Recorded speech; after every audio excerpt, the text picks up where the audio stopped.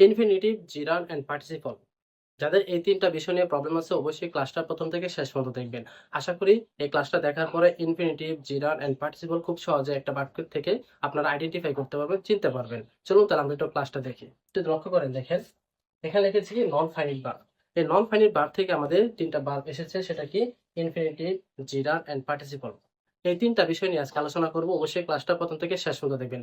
Just আপনি আমাকে ২ টা মিনিট সময় দেন, আপনাদেরকে এই ৩ টা বিষয় কি ক্লিয়ার করব। একটু লক্ষ্য করেন দেখেন। প্রথমত আমরা একটু বুঝে নেই ইনফিনিটিভটা কি। ইনফিনিটিভ হলো ভার্বের মূল রূপ, যা টু দ্বারা শুরু হবে। দেখেন এখানে কি টু এর পরে কি থাকবে, এখানে ভার্ব থাকবে। টু এর পরে যদি ভার্ব থাকে সেটা কি হবে, ইনফিনিটিভ হবে। সেটা কি হবে, ইনফিনিটিভ হবে। যেমন to write, to play, to learn, এগুলো কি ইনফিনিটিভ। আচ্ছা এখন দেখেন উদাহরণ দিলে ক্লিয়ার হবে। I want to learn English. I want to learn English, এখানে ওয়ান্ট টু একটা কি ইনফিনিটিভ, কারণ এটা কি টু দ্বারা শুরু হয়েছে। এটা একটা কি ইনফিনিটিভ। যেমন যদি আমি বলি যে I want to play cricket, তাহলে এখানে কি যদি বলি যে টু প্লে, তাহলে এটা একটা কি হবে, ইনফিনিটিভ হবে। আশা করি বুঝতে পারছেন ইনফিনিটিভটা কি, আপনারা খুব সহজে চিনতে পারবেন।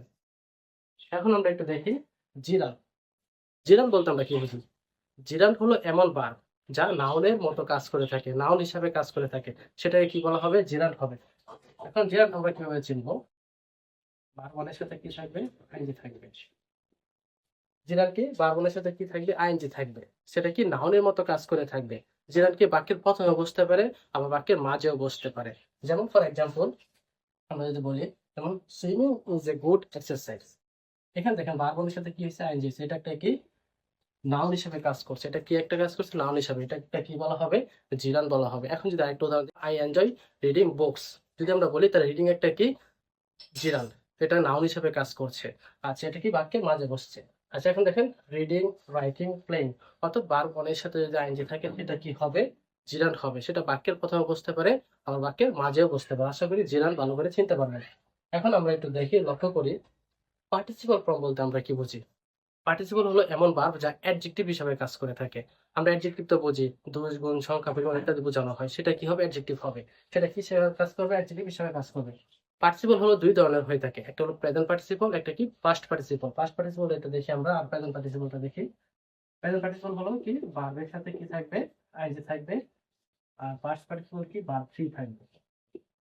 কি থাকবে, প্রেজেন্ট পার্টিসিপল কি ভার্ব ওয়ানের সাথে আইএনজি হবে, আর পাস্ট পার্টিসিপল কি ভার্ব ৩ নাম্বার থাকবে। আশা করি বুঝতে পারছেন পার্টিসিপল কয় প্রকার, ২ প্রকার। একটা কি প্রেজেন্ট পার্টিসিপল, একটা কি পাস্ট পার্টিসিপল। আশা করি বুঝতে পারছেন। এখন দেখি আমরা একটু উদাহরণটা।